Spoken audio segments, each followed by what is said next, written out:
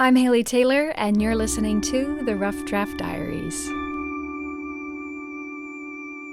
Unfortunately, we're going to start this episode on a sad note, as Toledo has lost one of its icons. Actually, the jazz world has lost one of its icons. Clifford Murphy passed away over the weekend. He was known for playing the bass with his ensemble, the Murphys, but possibly better known for his jazz club, Murphy's Place. I got to interview Cliff for a Rough Draft Diaries interview back in 2017. And so we're going to return to that interview this morning as we honor one of the last great jazz musicians of Toledo, Clifford Murphy. I've always wanted to play bass.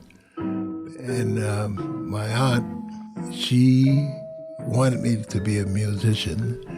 And she used to say to me, Clifford, play the saxophone. That is the sexiest instrument. All that.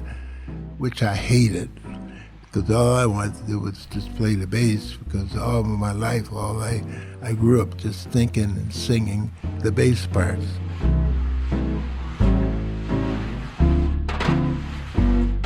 Went downtown, and the bus stopped in front of the music store, and there was this bass in the window. It said, come and get me, come and get me. I got off the bus, went inside, and bought everything that goes with the bass. Bow, cover, the strings, extra strings, everything. My mom says, now how are we going to get this home? I said, I'm going to walk it home. And I was so proud, because I had paid cash for the instrument and didn't owe anybody a dime. The people in the neighborhood were coming out on their porches and said, what is that? Clifford is a Toledoan, born and raised. It's where he learned to play the bass and where he formed his band. But once the band was formed, they started to tour the Midwest. From Massachusetts, he returned to Toledo and was immediately offered a job at the Cuckoo Club. This was a nightclub that housed famous names like Duke Ellington and Phyllis Diller. It also housed America's best-known mob figures of the 1960s and 70s. Clifford's boss was Irving Slick Shapiro. He owned the nightclub and was instrumental in giving Clifford a chance to tour the United States and outside of it with his band. Irv Shapiro called us in the office and called up long distance to Las Vegas. He says, I want these guys in playing Monday night at Caesar's Palace. And off we went and stayed there a month. And while we were there, we backed up Harry Belafonte, Eartha Kitt. There was a ton of people we were backed up while we were there, and got called to go to Puerto Rico, the Bahamas, Florida, to all the big hotels we were frequent, Clifford traveled, and somewhere in the middle of there got married. That's when he decided to return to Toledo to start his own jazz cafe, Murphy's Place. I was so surprised to find during our interview that although it seemed it was so loved by the community and its patrons, that Clifford was not actually a big fan of owning his own jazz cafe. Not really.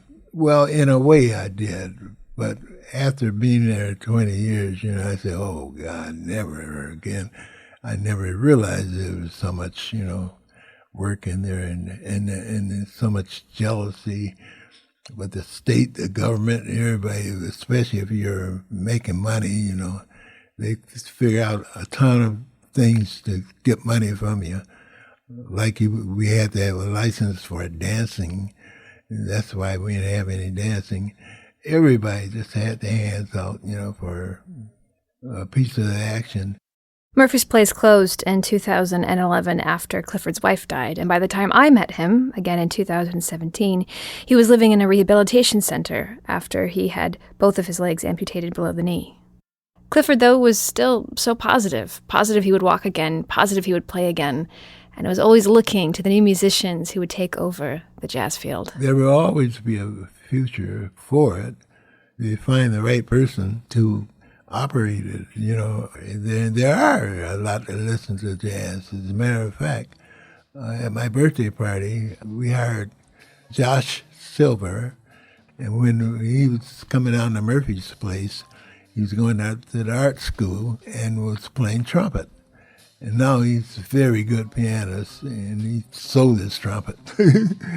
And Jeff Halsey, the bass player who teaches out at BG, young kid, play drums. They were great. They played at my party. And that's something that we always done.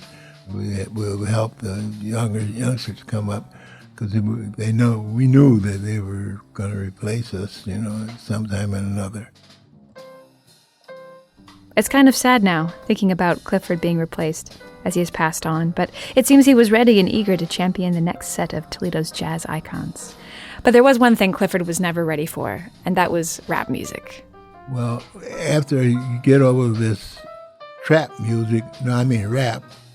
the radio DJs got everybody hung up on the rap music. After you get over that, no telling what the younger generation is going to bring. But they're going to change it pretty soon. You watch and see. For now, I'm Haley Taylor, and thanks for listening to this episode of the Rough Draft Diaries.